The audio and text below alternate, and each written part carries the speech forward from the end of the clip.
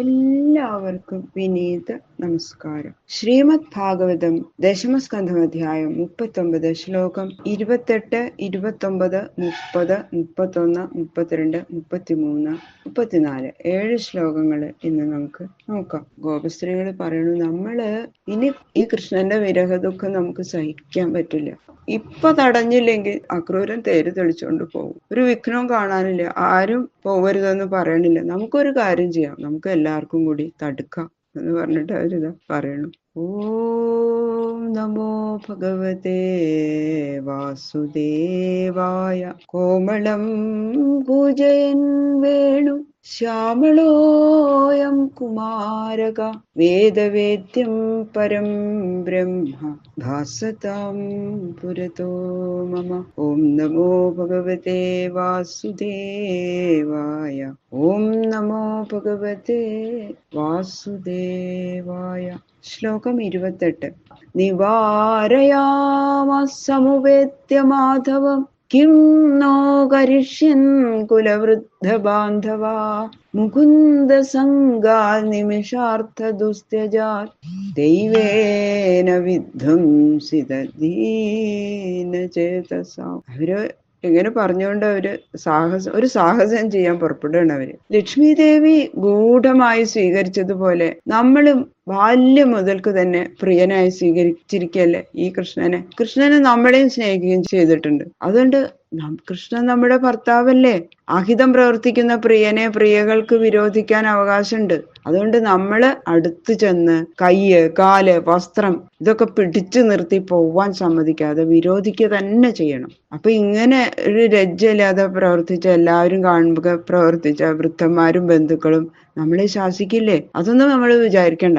അരനിമിഷം കൂടി വേർപിരിഞ്ഞിരിക്കാൻ സാധിക്കാത്ത വിധത്തിൽ യോജിച്ചിരിക്കുന്ന ആ ശ്രീകൃഷ്ണനിൽ നിന്ന് ദൈവം ഇപ്പൊ നമ്മളെ പിരിക്കാൻ ഭാവിക്കണത് കൊണ്ട് അത്യന്തം ദുഃഖിതകളായിരിക്കുന്ന നമ്മൾക്ക് മരിക്കണേനൊന്നൊരു പേടിയില്ല.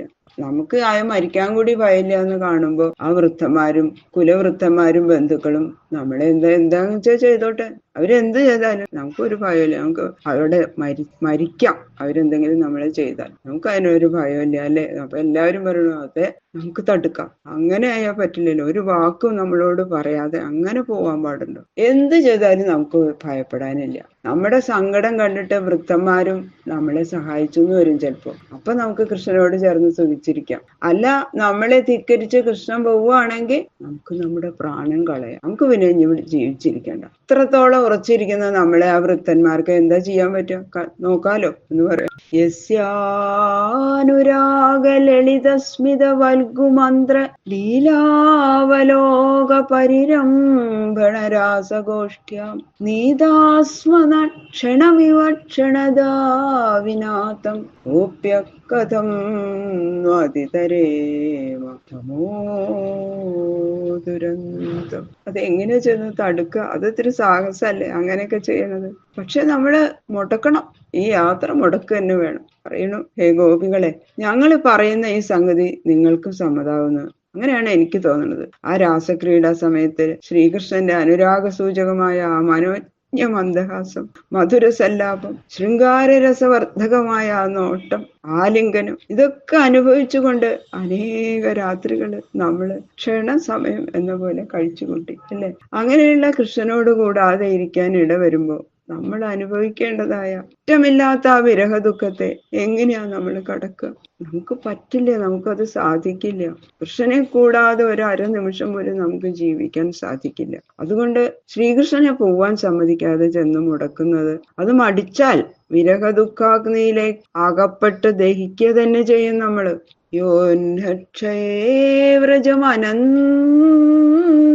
സഖപരിതോ ഗോപേർവിശൻ കുരരജുരിതാളകസ്ര വേണും കൊണൻ സ്മിത കടാക്ഷ നിരീക്ഷണേന ക്ഷിപ്തം ക്ഷീണോത്യമൃതേനുഗ്ധം ഭവേമ. വിരഹദുഃഖം സഹിക്കണത് എങ്ങനെയാ എന്നുള്ള ആ ചിന്ത ഇരിക്കട്ടെ. നമ്മളെങ്ങനെയാ ജീവിച്ചിരിക്കണത് ഒന്ന് ആലോചിച്ചു നോക്കൂ. ആ സായങ്കാലമാവുമ്പോൾ ജ്യേഷ്ഠനായ ബലരാമനോട് ചേർന്ന് മറ്റുള്ള ഗോപന്മാര് നാലുപാടും ചുറ്റി നടന്നു. പശുക്കളുടെ കുളമ്പുകൾ തട്ടി ഭൂമിയിൽ നിന്ന് പൊങ്ങുന്ന പൊടികൾ ഏൽക്കുകയാൽ ആ ധൂസരമായ ആ പൊടി നിറഞ്ഞ സുന്ദരമായ മുഖത്ത് ചിന്നിക്കിടക്കുന്ന കുറുനിരകളും കഴുത്തിൽ ധരിച്ചിരിക്കുന്ന പൂമാലകളും പൊടി പുരണ്ടുമിരിക്കുന്ന കൃഷ്ണൻ ഓടക്കുഴൽ ഊതിക്കൊണ്ട് ആ വ്രജത്തിൽ പ്രവേശിക്കുമ്പോൾ നമ്മളുടെ നേരെയുള്ള അനുരാഗത്തെ സൂചിപ്പിക്കുന്ന മന്ദഹാസം ഒഴിച്ചുകൊണ്ടുള്ള ആ കടക്കൻ നോട്ടത്താൽ നമ്മളുടെ മനസ്സിനെ അപഹരിക്കില്ലേ? എന്നും അപഹരിക്കാറില്ലേ? അങ്ങനെയുള്ള ആ ശ്രീകൃഷ്ണനെ ഒരു ദിവസമെങ്കിലും ആ സായങ്കാല സമയത്തില് കാണാതെ നമ്മൾ എങ്ങനെ ജീവിച്ചിരിക്കുക? ഒന്ന് പറയൂ നിങ്ങള്. ശ്രീകൃഷ്ണനെ കാണാഞ്ഞാൽ നമ്മൾ ജീവിച്ചിരിക്കുക തന്നെ ഇല്ല. പിന്നെ വിരഹ ദുഃഖ സഹനം എങ്ങനെയാ? ഇങ്ങനെ പറഞ്ഞ് അവരിതാ ഉറക്ക കരയണു. ശ്രീശുക ഉവാച ഏവം ബ്രുവാണ വിരഹാതുരാഭൃശം വ്രജസ്ത്രിയ കൃഷ്ണ വിഷക്തമാനസാ വിസൃജ്യ ലജ്ജാം ലുരുദു സ്മ സുസ്വരം ഗോവിന്ദ ദാമോദര മാധവ.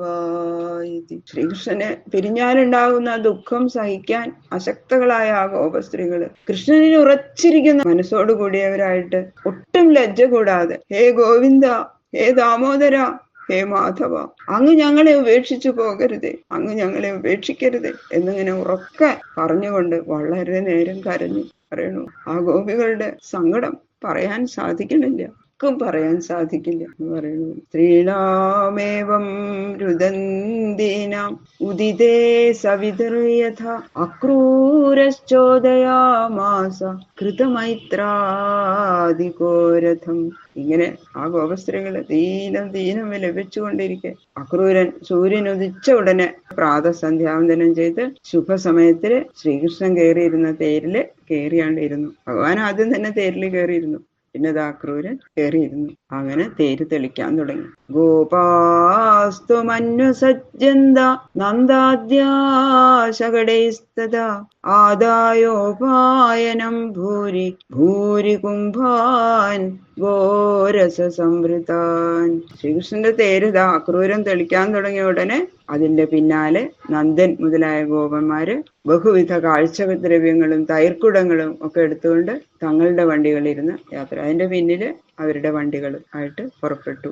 ഗോപ്യശ്ചദൈതം കൃഷ്ണം അനുവൃജ്യാനുരഞ്ജിത പ്രത്യാദേശം ഭഗവത കാക്ഷ്യന്ത്യശ്ചാവതസ്ഥിരേ. അപ്പോ ഗോപി സ്ത്രീകളും പതുക്കെ തേര് തെളിക്കാൻ തുടങ്ങിയപ്പോ അതിന്റെ പിന്നാലെ ഇവരിങ്ങനെ നടക്കാൻ തുടങ്ങി. ഭഗവാൻ അത് മനസ്സിലായി. ഭഗവാൻ തിരിഞ്ഞു നോക്കി മന്ദഹസിച്ചു. ഒരു ചിരി ഭഗവാന്റെ മുഖത്ത് കണ്ടപ്പോ തന്നെ അവർക്ക് സന്തോഷമായി. പാവങ്ങൾ. അപ്പൊ അവരിങ്ങനെ നാട്യം കാണിക്കാൻ തുടങ്ങി. ഞങ്ങള് സ്നേഹം ഉണ്ടെങ്കിൽ ഇനി ഒരു അടി പോലും മുന്നോട്ട് പോകരുത് എന്ന് പറയുന്ന ഭാവത്തില് സൂചിപ്പിച്ച ഒരു മുഖഭാവം കൊണ്ട് പറയാനൊന്നും അവർക്കുള്ള ധൈര്യമില്ല പാവം. അപ്പൊ ഭഗവാൻ ഇതാ ഞാൻ വേഗം മടങ്ങി വരാം എന്ന് ആശ്വസിപ്പിക്കുന്ന എന്തെങ്കിലും ഒന്ന് പറയും എന്ന് വിചാരിച്ച് അവിടെ തന്നെ ഇങ്ങനെ നിന്ന് എന്തെങ്കിലും മറുപടി പറയാതിരിക്കില്ല. ഞാൻ വേഗം വരാം എന്ന് ഭഗവാൻ തിരിച്ചു പറയും എന്ന് വിചാരിച്ച് അവരിങ്ങനെ ഭഗവാന്റെ മുഖത്തേക്ക് തന്നെ നോക്കിയിരിക്കുക. ബാക്കിയുള്ള ശ്ലോകങ്ങൾ നാളെ നോക്കാം. സർവത്ര ഗോവിന്ദ നാമ സങ്കീർത്തനം. ഗോവിന്ദ ഗോവിന്ദ ഗോവിന്ദ.